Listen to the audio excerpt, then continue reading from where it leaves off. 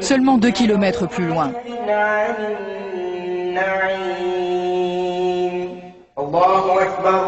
Ici, en revanche, la religion donne le ton. Je suis dans une école musulmane et assiste à l'une des 5 prières qui rythment les journées. Sur les 56 ethnies qui composent la nation chinoise, 10 sont musulmanes.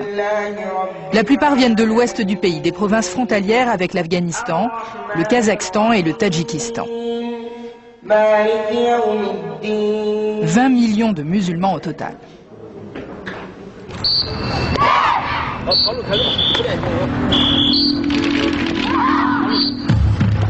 J'apprends que ces musulmans ont développé des techniques de kung-fu qui leur sont propres et dont les origines remontent aussi loin que le kung-fu bouddhiste.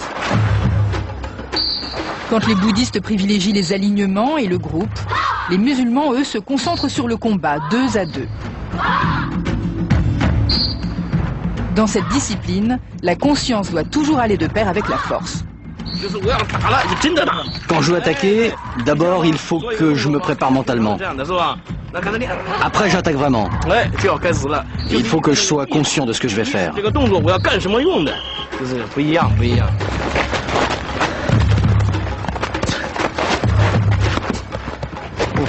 Non, ça ne va pas. Il faut que le geste soit beaucoup plus fluide. Comme ça.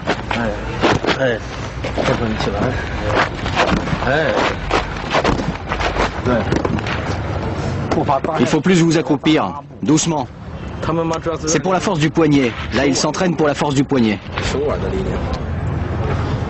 Il soulève quand même aussi lestement que s'il s'agissait d'une plume, 25 kilos de béton.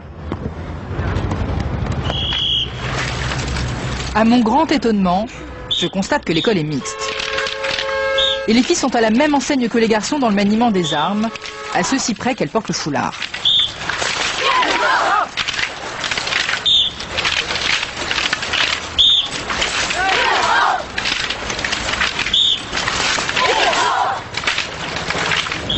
Cela me gêne un petit peu, mais je suis obligée de le porter.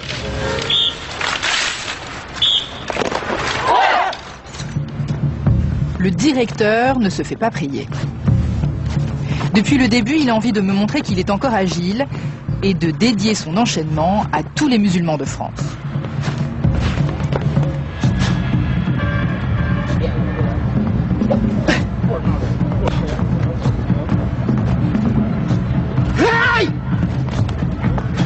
La section artistique de l'école.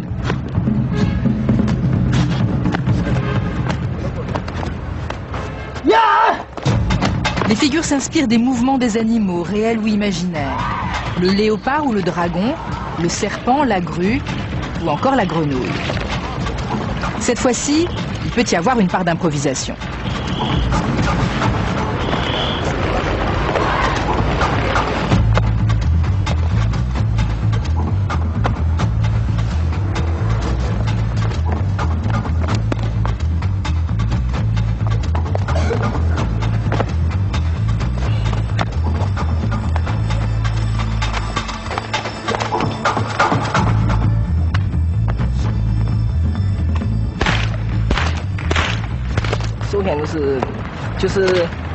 D'abord, il faut que ça passe par l'expression du visage.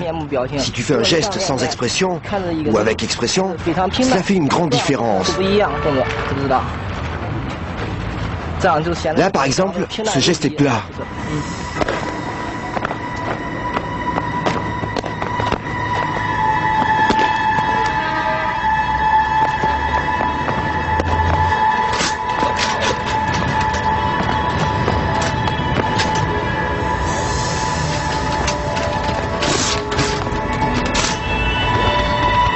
Beaucoup de ces enfants, au bout de 3 ans, repartiront un diplôme en poche et gonflés à bloc de l'honorabilité que leur confère le kung-fu, un passeport pour le futur. Ils seront devenus dans cette Chine d'1,3 milliard d'habitants, des individus à part entière.